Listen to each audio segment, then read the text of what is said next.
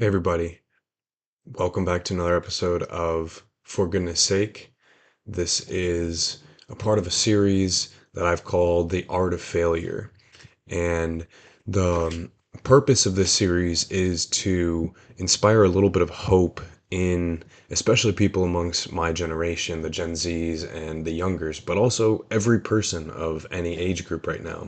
Because something that I notice is the world seems to be moving to a much more survival of the fittest, kill or be killed mentality surrounding a lot of areas of life.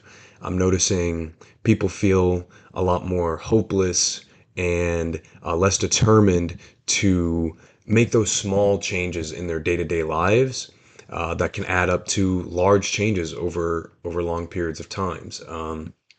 When I was younger, it seemed like more people were encouraging each other from a neighborly perspective, strangers, even online. It seemed like there was more of a culture of uh, encouragement and inclusion.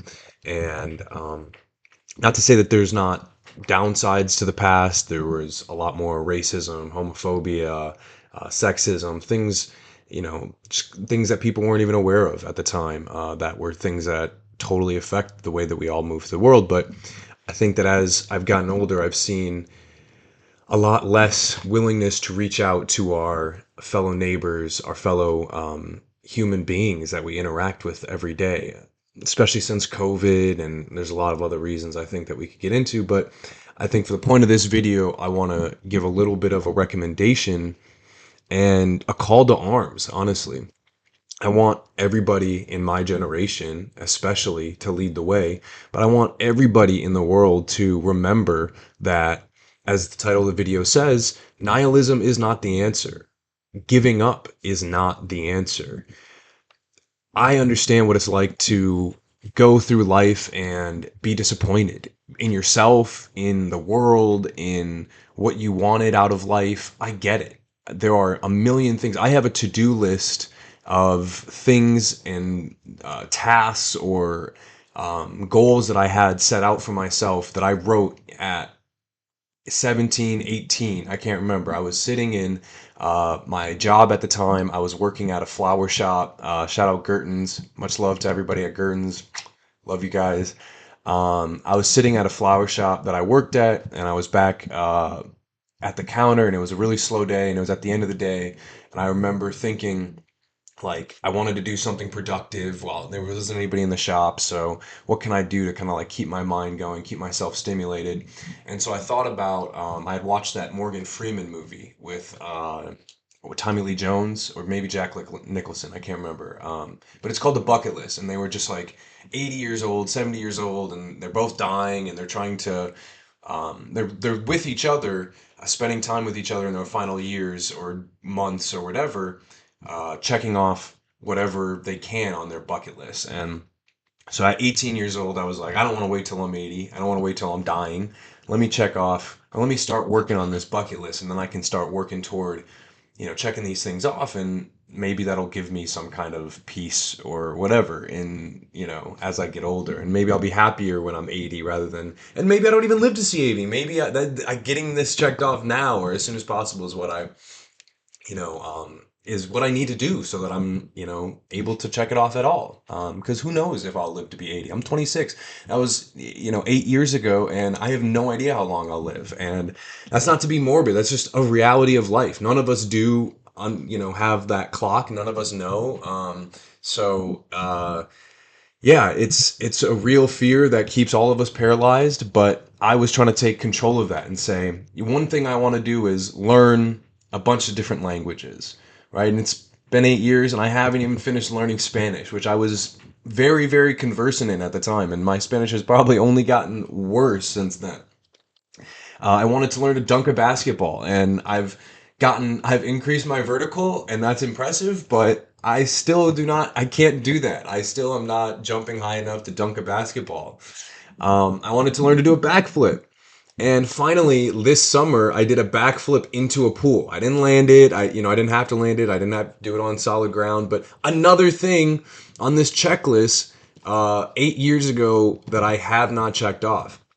Not to mention just basic tasks around my house that you can see over my bed. It's not made. I just, and like that wasn't on my checklist, but what was on that list was have a workout routine where 5 days a week you're going out and you're getting some kind of exercise and you're taking care of yourself physically.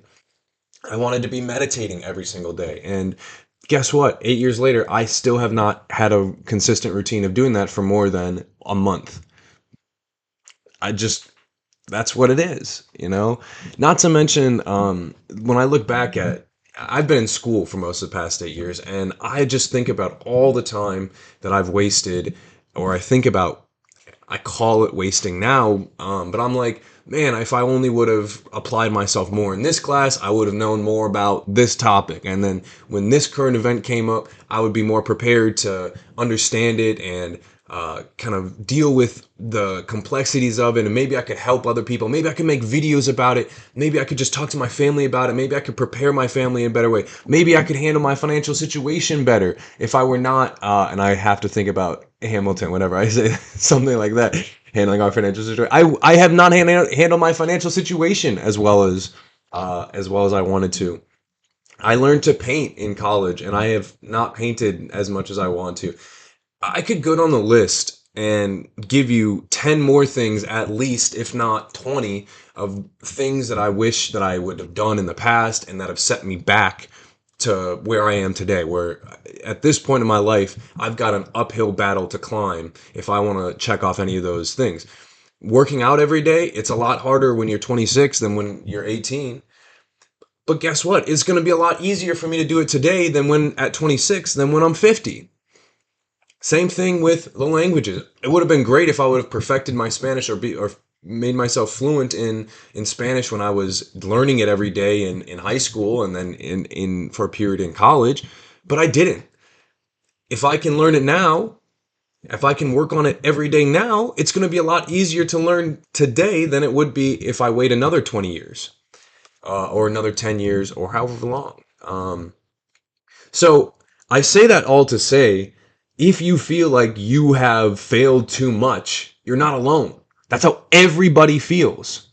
Every single person who has not reached that kind of level of integration in their life, that level of comfort where they just feel like they're at peace, they're where they want to be, they're doing what they want to do, which is a very small set of people. Very few people actually are feeling just so perfectly at peace with the world, at one with the world, or something like that, whatever that even means.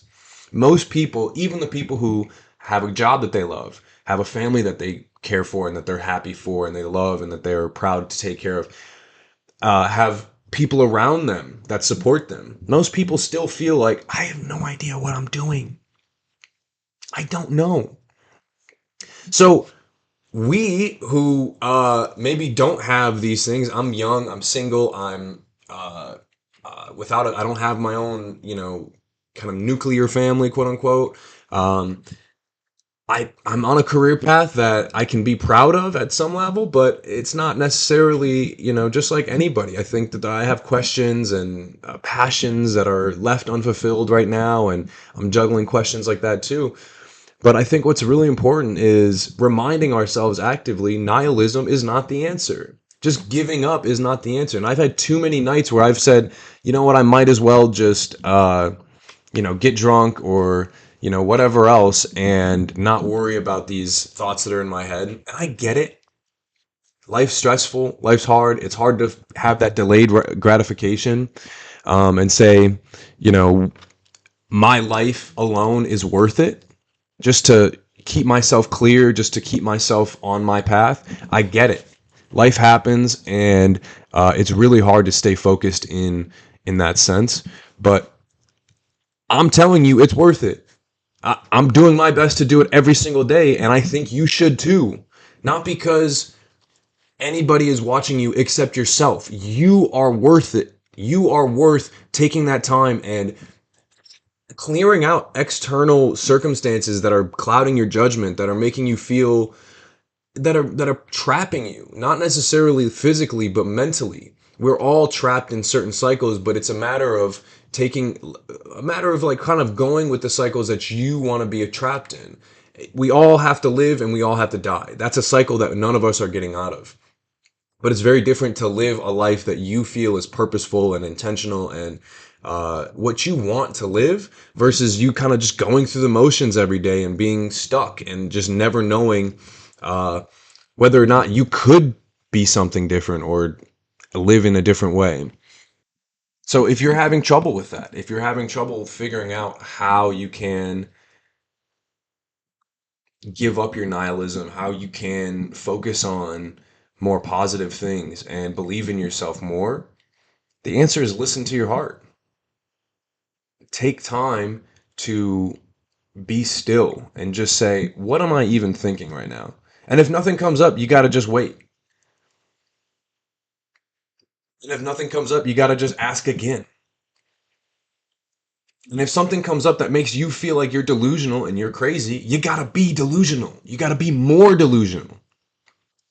You got to ask yourself, what is it about this that's making me not believe? Or how can I focus on this instead of focusing on, how can I focus on making this come true instead of focusing on the negativity?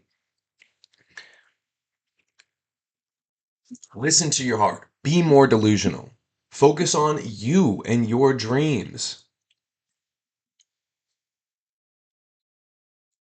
And if that seems too hard, if it seems like focus on me and my dreams, that's insane. I gotta like tackle like A, B, and C in my Monday, Tuesday, Wednesday, or even in like my 12 o'clock, 1 o'clock, 2 o'clock on Monday before I can even worry about what happens at 3 o'clock on Monday, then do that. Take time to say, what is it in this moment that I can do that's going to help me, or that's going to, like, what is it that's gnawing at me? What is it that I actually need to be doing or should be doing? Don't run away from these feelings. Don't run away from those thoughts. If there's something nagging at you, it's real. There's a reason. And it doesn't have to be painful all the time. Although there always will be pain, there always will be difficulty, there always will be uncertainty. The only change is that on the other side of pain, on the other side of uncertainty, on the other side of difficulty can be relief, can be pride, it can be gratitude. Because you can look back and say, wow, I did X, Y, and Z for myself, and it's paying off in these ways. Rather than saying, holy crap, I just made it through. Which I know I'm guilty of that. So much of my life, I'm like, wow, I mean, I made it. I'm alive. I'm here. Thank God. But I think we all deserve a little more than that. And it starts with listening to our hearts. And it starts with believing that what we hear in our hearts is worth taking that time. It's so hard to do that initial push. It's so hard to do that initial, just like hard thing when we're in that moment. We're scrolling on TikTok, we're watching our shows, whatever it is. And we hear, man, maybe I should just get up and do a little bit of a walk around the block. Man, I should just do, I should go get myself something to eat, something good, not something, cereal is my comfort food, right? I don't want to eat real food. It's too much work to go shopping, figure out what I'm supposed to eat. Just have a bowl of cereal. That works for a while, but our bodies need real nourishment in the form of food, sunlight, soulful people who love us, who care about us, who are real and intimate. That's what our bodies need. Our minds need real stimulation, not just passive consumption of everything that we see and hear. You deserve that. All of us do. And then there's sometimes when I know it's not just one thing that comes up. You start working, like one thing comes up, and then you start working on that, and you're like, okay, that's fine. I can make progress. I can do a little walk around the block. But then you do the walk around the block, and then all of a sudden, like another thing comes up, and you're like, okay, maybe I can work on that. That seems a little bit harder, but okay, I'll listen a little bit, okay. And then like you get a little bit further around the block, and then like another thing, and then another thing, and another thing comes up, and all of a sudden you have like three, four things that you have no idea how you can solve, and then that builds in as you're walking back in the house. Now all of a sudden that's 10 things. I get it, right? And pretty soon you have 100 things that you have no idea how you're supposed to do. And you're like, I got 100 things that I screwed up on. I'm gonna be polite with my language, but the reason why I have 100 things is because I've screwed up the past 15, 20, 26 years of my life. Like, if man, it started from birth. I was screwed from the beginning, right? That's how I feel sometimes. Like, I get it, right? Like, every single decision kind of hits you and you start spiraling. And I get that feeling. And you're just like, man, I don't even know why I did this in the first place. I might as well just go back to my Netflix. I get it. I really do get it. At the same time, that is part of the hard process that you just have to get over. You just have to push yourself. I believe in you. I know you can. You have to remind yourself, actually, it's not a million things that I've screwed up. And it's not my fault that all of these things have happened. Like, some of them might be and some of them might not be. And who cares? Now I have the control. Now I have the awareness to see where this is coming from or where it's going. Regardless of where it's coming from, this is where it's going. I got to stop. I've got to intercept the kind of trajectory that these patterns are leading me toward. That's all you can do. You can just do your best. You can just open up yourself for answers and solutions and awareness, and then you can take action as much as you can. And it's never going to be overnight. It's never going to be every single problem gets solved as fast as you got into these problems. It's just not how it works. But in a year, if you start building small habits, if you start taking baby steps, just like a baby, I love that saying, baby steps, because a baby doesn't know how it comes out the womb. And if you started screaming at, why aren't you walking? You were just, start walking. Like, you would be locked up, you know? Like, your child would be taken away from you. You wouldn't be allowed to see other people's children. It would be insane. Like, nobody expects a baby to learn everything like that. If you think about how you treat the children in your life, right? If you have kids in your life that you take care of, or that you have nieces, nephews, or your own children, you don't expect your own children to just know how to take care of themselves when they're 5, 6, 7 years old. You don't expect them to do, college level physics at 5, 6, 7 years old. Like, you believe in the process when it comes to children. And I bet you, if you thought about how you think of the other people in your life, the adults in your life, you believe in them too.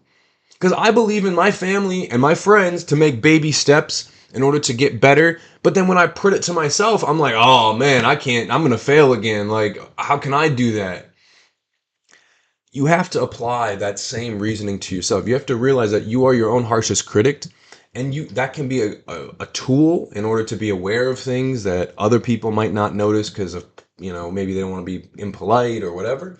But you have to remind yourself that if your inner critic is holding you back, if it's telling you things like you might as well quit, you might as well just give up, that's not helpful. You need to shut that voice off. You need to say, I hear you, and you're wrong.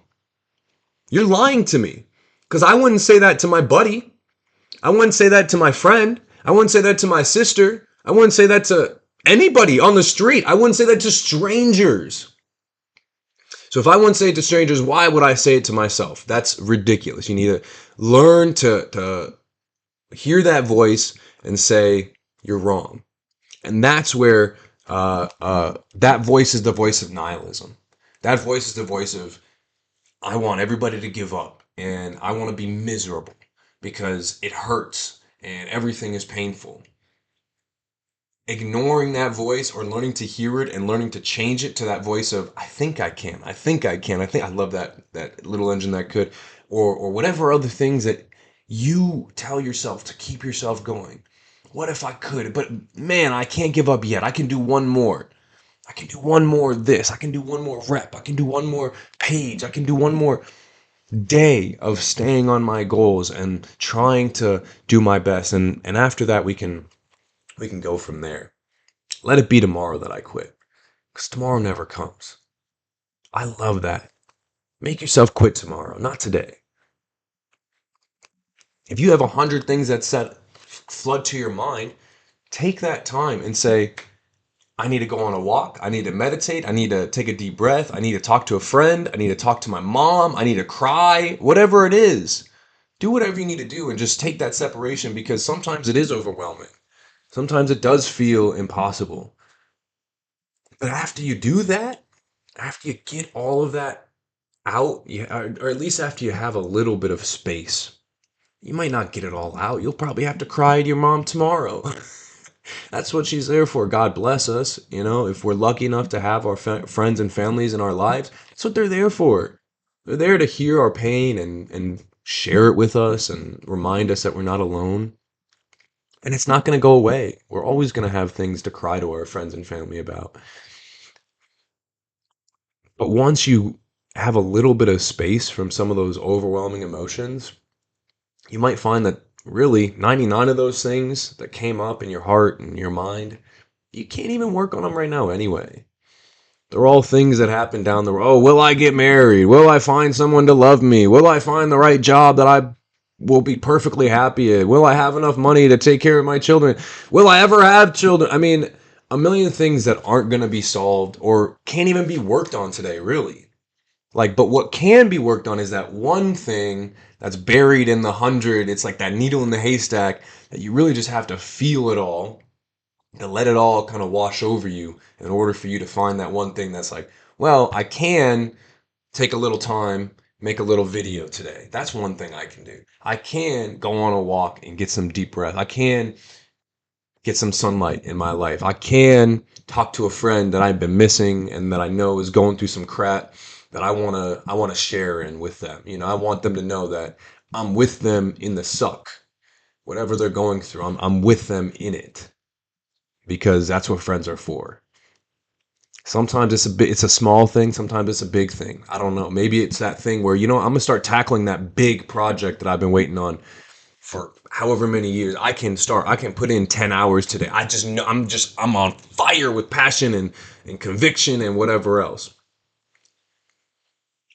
So be it. More power to you. But I think what's important is just working toward those goals one step at a time and listening to your heart rather than giving up and saying, well, everybody else is so much better than me. Everybody else is so much further ahead than I am, and I might as well just stay where I'm at. That's not a no. I refuse. I don't accept. I don't think that's what we're here for. I don't care how many people have more wealth than you, more education than you, more skill than you, how much further ahead everybody else seems in life than you. I don't care. You are uniquely you. So whatever comes up in your heart, whatever pure, positive things that you have for the world that you want to share for the world, anything that you want to do in this world that's positive, it's got to be correct. You cannot be the person that you're the only person that has a smart soul that's talking to you and sharing something with you, and then you're the only person that's not supposed to listen to it because XYZ, you're not good enough. No, that's what everybody feels. And everybody feels like there's somebody who's better than them. Nihilism is not the answer. The answer is working harder, living more courageously as you, finding space to hear what you is, because that's a confusing thing too. That's the answer. Finding who you are by living it, by being maniacally focused, delusionally focused on being you and making your dreams come true step by step by step by step by step. As always, I want to wrap this up with a quote of the day. Today's quote of the day is by J.M. Barrie. If you know who J.M. Barrie is, good for you, because I didn't, and I still don't. And I think that's kind of poetic that we're using a quote by somebody who I have no idea who they are. They just said an awesome thing, and now on the Goodreads page, they look like they're from the 1980s. I'm sorry, the 1890s, like 1800s, 1700s. Like they have like an old black and white picture. It doesn't look like you know they've been around for a long time. But that's the point that I think is poetic is uh, years, maybe a century or more later, some random dude is talking about their words, and that's something that's their legacy because they just didn't give up and they just continued to keep going and saying the things that they felt were important in their heart, doing what was important to them, sharing their truth. And so, yeah, J.M. Barrie said, "We're all failures, especially the best of us." And I think that that's so true. Um, I have a million people in my life who I think are the pick of the litter, the primo, the best people I've ever met. And every single one of those people would tell you, I failed here, I failed there, I failed everywhere. I'm still failing every single day to live up to the standards that I set for myself. Every single person that I respect and I think of highly would tell you, man, I'm like behind on my to-do list, on my bucket list, on my whatever list. Like I have a million things that I've got to catch up on and got to do more for. Um, but that's not an excuse for us to take the foot off the pedal and say, ah, well, we might as well just give up. That's what people who, without being too conspiratorial, that's what people in power who want to be selfish and want to not share and not to give back. That's what they want from all of us is to just quit on ourselves and to just wither away. And that's not how. That's not how we are gonna be. That's not how this country is. That's not how each of us individually are. We're going to continue to grow and we're going to be better and we're going to be stronger and we're going to be smarter. We're going to learn more. We're going to do more. And it's because we're going to fail more. And then because we're failing more, we're going to learn from our failures. We're going to learn how to fail better and we're going to be better. And then we're going to be more successful in due time. And that's all I got for you. I hope this was something that you can use and enjoy and get some kind of positive motivation from that you're actually applying to your life. With that, I'm out till next time. Mess and Tech with for goodness sake. Peace and love.